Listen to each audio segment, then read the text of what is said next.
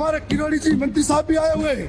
आप तो उस वक्त जब सरकार कांग्रेस की थी खूब डंडे लगाए थे आपने, और खूब डंडे लगाए। आपकी गाड़ी में बोरिया बिस्तर पड़ा रहता था। बेरोजगारों को न्याय करेंगे, हमारी सरकार आएगी, यह करेंगे वो करेंगे, और इस पोस्टर के अंदर आप सबसे आगे दिख रहे हो। साधु जी बहरे हो गए, इनको सुनाओ, इनको मेरे साधु के पास जाओ।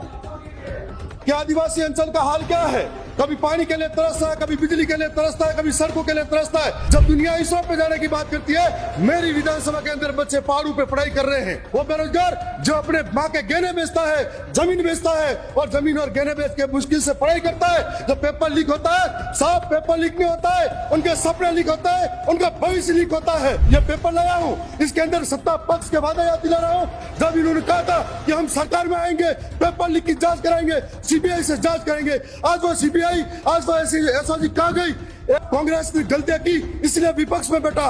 हम इसकी सीबीआई जांच की मांग करते हैं, और हम सरकार से भी कहना चाहेंगे। विराजिए, आपका बहुत बहुत धन्यवाद। हो गया आपका, हो गया, आप विराजिए। संघर्ष हमारी गाथा है, सत्ता का कोई शौक नहीं, बस प्रदेश के बेरोजगार और किसान हित का नाता है। मांग संख्या 16 पर बोलने का जो अवसर दिया, और मैं बताना चाहूंगा कि हमारे आज राजस्व मंत्री, हम एक ही जिले से आते हैं, आदिवासी अंचल से आते हैं, वहां की जमीनी हकीकत, वहां की समस्याओं से हम अच्छी तरह से रूबरू भी हैं।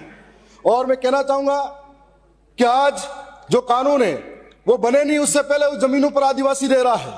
जब राजस्व मंत्री जी राजस्व मंत्री बने थे, आदिवासियों में एक बड़ी उमंग से उम्मीदें थी कि जो लोग बरसों से जमीनों पर रह रहे हैं, वो जमीन के मालिकाना हक से वंचित हैं, उनको 91 की रसीदें भी अलॉट हैं, लेकिन वन विभाग हो या चारागाह हो या बिला नाम जमीन हो, आज तक वंचित है। हमें उम्मीद थी कि सरकार 2 साल के अंदर शिविरों का आयोजन करेगी, और शिविरों का आयोजन के माध्यम से इन गरीब और आदिवासियों के मालिकाना हक मिलेगा, जमीन के पट्टे मिलेंगे।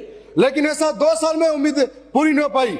मैं याद करूंगा, आज पूर्व के जो मंत्री हैं नंदलाल जी, वो एक ऐसे मंत्री थे जिन्होंने मंत्री रहते हुए आदिवासी का बहुत भला किया था। आज आपको भी उनकी विरासत के बल पर सदन के अंदर आए हो, तो आदिवासी को भला आपको करना चाहिए।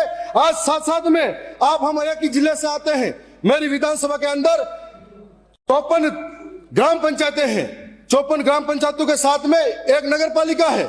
आपको भी मालूम है, कांग्रेस की सरकार के अंदर मुंगाना को तहसील बनाने की मांग हो रही थी, इस बार भी मांग हो रही थी, और ये मांग वाजिब भी थी, लेकिन फिर भी राजनीतिक कारणों से मुंगाना को तहसील बनाने से वंचित किया। मैं इस बार फिर से मांग करता हूं कि मुंगाना को तहसील बनाया जाए, और उसके बाद में हमारे यहाँ पर केसरियाबाद और बेड़ावल को उप तहसील का दर्जा दिया जाए, ताकि जंगलों के अंदर लोग जो बिखरे बिखरे रह रहे हैं उनको आराम मिले।